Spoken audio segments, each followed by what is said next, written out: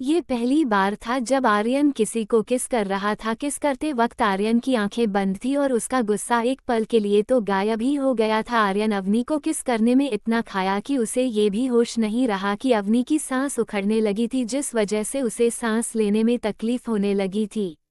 अवनी आर्यन को धक्का देकर खुद से दूर करने लगती है तो आर्यन अवनी की कमर पर अपनी पकड़ मजबूत कर कर उसे खुद के और करीब कर लेता है। जब आर्यन को लगता है कि अवनी बेहोश होने वाली है तो वह अवनी के होठों को रिहा कर देता है। आर्यन के छोड़ते ही अपनी गहरी लंबी सांस लेने लगती है, पर आर्यन की नज़र अभी भी अवनी के होठों पर थी जो पूरी तरह से गुलाबी हो गए थे।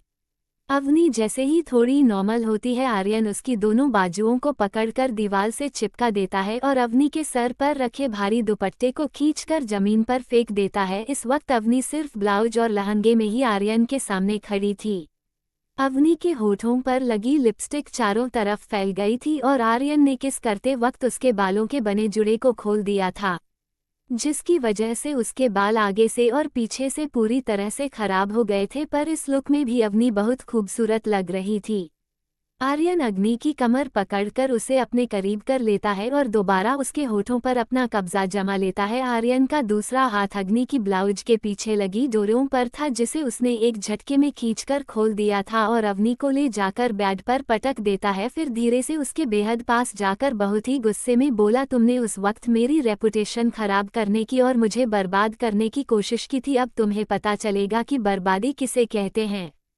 आर्यन की बात अवनी को वह दिन याद आ जाता है जब 1 महीना पहले एक दिन आर्यन अपनी किसी मीटिंग के लिए होटल में गया था और वहां किसी ने उसकी ड्रिंक्स पिक कर दी थी। आर्यन को बहुत ज़्यादा नशा हो गया था और जैसे ही वो वहां से निकलने वाला होता है कि बहुत सारे रिपोर्टर वहां पर आ जाते हैं, पर रिपोर्टर कुछ कर पाते उससे पहले ही आरव भी वहां पहुंच जाता है और सभी रिपोर्टर के कैमरे तुड़वा देता है। वो बात अलग थी कि आज तक उन रिपोर्ट का कोई अता पता नहीं था। उसे हादसे के होने के बाद ही सभी रिपोर्टर एक एक कर गायब हो गए थे।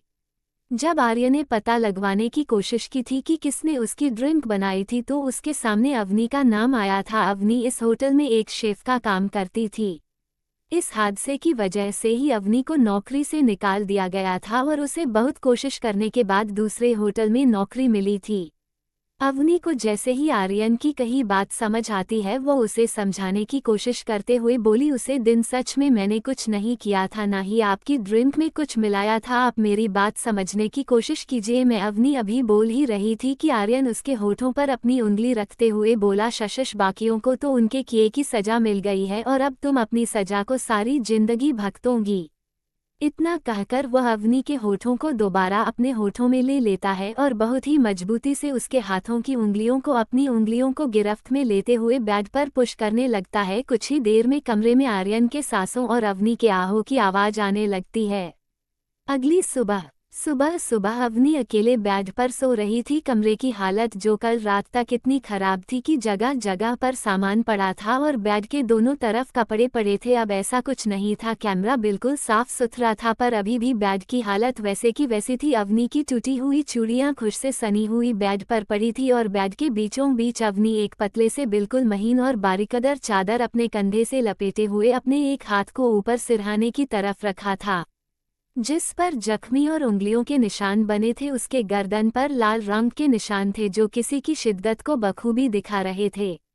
कमरे में मौजूद धीमी सांस इस बात का सबूत है कि वो बहुत ही गहरी नींद में सो रही थी। कुछ देर बाद अपनी की आंख खुली, उसने चारों तरफ देखा तो खुद को एक अनजान जगह पर प्रकार जल्दी से उठ गई।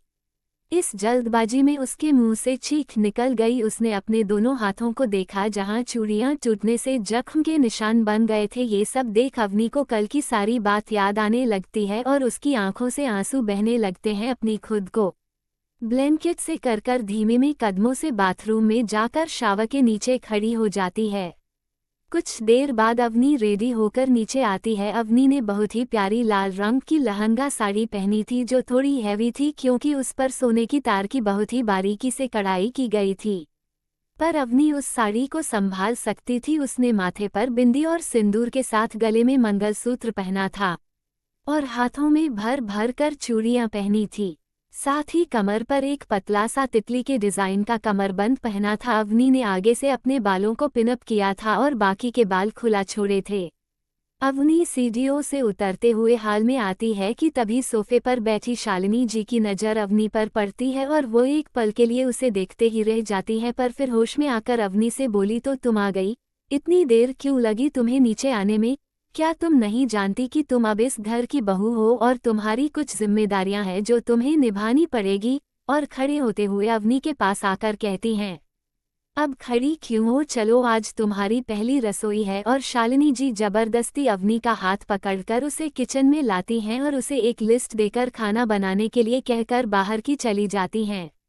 और बाहर आकर किचन में अवनी को देखते हुए तिरछा मुस्कुराकर कहते हैं, अब देखती हूँ तुम सिर्फ 1 घंटे में इतना सारा खाना कैसे बनाओगी। और मुस्कुराते हुए चली जाती है। अवनी लिस्ट को किचन की स्लैब पर रख देती है और अपनी साड़ी के पल्लू को कमर में टक करके पहले भोग का प्रसाद बनाने लगती है और भोग बनाकर मंदिर की तरफ चली जाती है। अवनी भगवान को भोग लगा कर दिया जलाती है। इस वक्त अवनी के चेहरे पर बहुत ही प्यारी मुस्कुराहट थी, मानो भगवान को देख वह अपने सारे गमों को भूल गई हो। उसी वक्त Aryan royal navy blue suit पहनकर वहां आता है। उसके चेहरे पर हमेशा की तरह कोई भाव नहीं थे और उसकी वह नीली आंखें कई राजों से भरी थी। हाल की तरफ जाते हुए उसकी नज़र मंदिर में बैठी अवनी की तरफ पड़ती है। वो लाल रंग की साड़ी में किसी अप्सरा से कम नहीं लग रही थी। आर्यन इस बात को चाहकर भी नहीं नकार सकता था कि अवनी की खूबसूरती उसे अट्रैक्ट करती थी। अभी भी आर्यन की नज़रें अग्नि के नाजुक गुलाबी होठों पर थी। उसे एक बेचैनी होने लगती है। उसके अंदर अवनी के होठों को अपने होठों से मिलने की तलब होने लगी थी। यह एक अलग ही फीलिंग थी जो अवनी को उसका जुनून बना रही थी। अवनी पूजा कर कर मंदिर से किचन की तरफ चली जाती है और आर्यन का ध्यान उसके फ़ोन के रिंग से टूटता है और वह अपना फ़ोन अपने कान से लगाकर दूसरी तरफ की बातें सुनता हुआ हाल में चला जाता है। कुछ देर बाद घर के सभी लोग डाइनिंग टेबल पर मौजूद थे। आर्यन हेड चेयर पर बैठा था और बाकी सब उसके अगल बगल में बैठे थे। सामने की हेड चेयर खाली थी और वह आर्यन के दादाजी के लिए थी जो इस समय वहां पर नहीं थे। अवनी सर्वेंट की मदद से सारा खाना डाइनिंग टेबल पर रख देती है और फिर सबको सर्व करने लगती है। सभी जब खाना टेस्ट करते हो तो सबके चेहरे पर स्माइल आ जाती है और आर्यन के पिता कहते हैं, बेटा आपने बहुत ही टेस्टी खाना बनाया है। तभी युवराज खीर खाते हुए कहता है, हाँ भाभी पापा बिल्कुल ठीक कह रहे हैं और अपनी खीर तो इतनी टेस्टी बनाई है कि दिल कर रहा है कि आपका हाथ चूम। युवराज अभी इतना ही बोला था कि अद्विक उसके पीठ पर एक मुक्का मारता है और उसे आर्यन की तरफ देखने का इशारा करता है। युवराज जब अद्विक का इशारा समझ आर्यन की तरफ देखा है तो अपनी लार निकाल लेता है, क्योंकि आर्यन बहुत ही सर्द नजरों से युवराज को घूर रहा था। आर्यन ने टेबल पर रखे अपने हाथों के बहुत मजबूती से मुट्ठी बांध रखी थी और ये देखकर युवराज की सांस अटक जाती है और वह बात बदलते हुए कहता है, मेरे कहने का मतलब कि खीर बहुत अच्छी बनी है भाभी, और अपना सर नीचे कर कर खाने लगता है। अवनी युवराज की बात सुन मुस्कुराने लगती है। राजवीर जी खाते हुए कहते हैं, हाँ बेटा आपने खाना बहुत टेस्टी बनाया है, पर आपने इतना सब कुछ क्यों बनाया है? राजवीर जी की बात सुन अवनी बहुत ही प्यार से कहती है, वह चाचा जी, मुझे चाची जी ने सब कुछ बनाने के लिए कहा था। अवनी की बात सुन शालिनी जी का मुंह बन जाता है और वह अवनी को देखकर घूरते हुए कहती हैं, तुम्हारी हिम्मत कैसे हुई मुझे चाची कहने की? मैं तुम्हारी चाची नहीं हूँ, मैंने अभी तक तुम्हें अपनी बहू नहीं माना। तो यह फालतू के रिश्ते जोड़ना बंद करो और अपना खाना खाने लगते हैं। अवनी शालीन जी की बात सुन उदास हो जाती है और अपना सर नीचे झुका लेती है, पर आर्यन अपने मुंह से एक शब्द नहीं कहता। जब राजेश्वरी जी को माहौल बिगड़ता हुआ महसूस होता है तो वह बहुत प्यार से अवनी को कहती हैं, बेटा अभी तक तुमने अपना नाम हमें नहीं बताया है, क्या नाम है तुम्हारा? राजेश्वरी जी की बात सुन सभी घर वाले क्यूरियोसिटी से अवनी की तरफ देखने लगते हैं। अवनी बहुत ही प्यार से राजेश्वरी जी के सवाल का जवाब देते हुए कहती है, आंटी मेरा नाम अवनी है और मैं एक सेफ हूँ। अवनी की बात सुन राजेश्वरी जी मुस्कुराते हुए कहते हैं, बहुत प्यारा नाम है बेटा तुम्हारा, पर तुम भी मुझे आंटी मत कहो। जैसे मैं आर्यन के लिए उसकी माँ हूँ वैसे तुम्हारी भी माँ हूँ, तो आज से तुम भी मुझे माँ ही कहना। राजेश्वरी जी की बात सुन अवनी की आंखों में हल्का सा पानी आ जाता है, जिसे वह अपने अंदर ही जब्त कर लेती है और मुस्कुराते हुए कहती है, जी माँ। शालिनी जी राजेश्वरी जी और अवनी की बातें सुन रही थी। उनके चेहरे पर तिरछी मुस्कुराहट आ जाती है और वह राजेश्वरी जी की तरफ देखकर कहती है, क्यों ना दीदी, आज से तीनों टाइम का खाना हमारी यह शेफ बहू ही बनाए। वैसे भी इसका बनाए हुए सबको पसंद आ रहा है। शालिनी जी की बात सुन राजेश्वरी जी हैरान हो जाती है और वह शालिनी जी की तरफ देखकर कहती है कि तुम ये क्या कह रही हो। शालिनी जी राजेश्वरी जी से कहती है, क्या हुआ दीदी, मैंने कुछ गलत थोड़ी ना कहा है, क्यों तुम तीनों टाइम का सारा खाना बना लोगी ना। अवनी अपना सर हमें हिलाते हुए कहती है, जी चाची जी, मैं बना दिया करूंगी। अवनी को पता था ये सब शालिनी जी उसे परेशान करने के लिए कह रही थी, पर वो उनकी बात बहुत आसानी से मान जाती है। राजेश्वरी जी अपना सर न में मिलाते हुए कहती है, ठीक है, जो करना है करो, पर पहले हम सबके साथ बैठकर नाश्ता करो। राजेश्वरी और आर्यन के पास लगी कुर्सी पर बैठने का इशारा करती है। राजेश्वरी जी की बात मानकर अवनी आर्यन के बगल में रखी प्लीज चेयर पर बैठ जाती है। इस बीच शालिनी जी की नज़र अवनी पर बनी थी। नाश्ता करने के बाद विक्रम जी और राजवीर जी अवनी को पहली रसोई का नेक देते हैं। राजेश्वरी जी अवनी को देखते हुए कहती है, अवनी, आज तुम्हारी पग फेरे को रस्म है तो तुम जाओ, तैयार हो जाओ, तुम्हारे भाई या नाना तुम्हें लेने के लिए आते ही होंगे। आर्यन जो नाश्ता कर रहा था उसके हाथ रुक जाते हैं और वो अपने सर्द आवाज में कहता है, वो कहीं नहीं जाएगी। आर्यन की बात सुन विक्रम जी कहते हैं, बेटा, ये रस्म जरूरी होती है।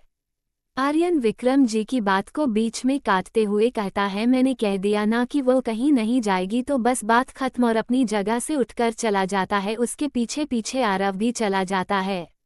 अवनी जो घर जाने की बात सुनकर बहुत खुश थी, उसका चेहरा उदासी से भर जाता है। राजेश्वरी जी उसे समझते हुए कहती है, बेटा, बहुत ही जल्द सब ठीक हो जाएगा। युवराज और अद्विक उसे देखते हुए कहती है, भाभी, आप चिंता मत कीजिए, हम आपकी बात फोन से करवा देंगे।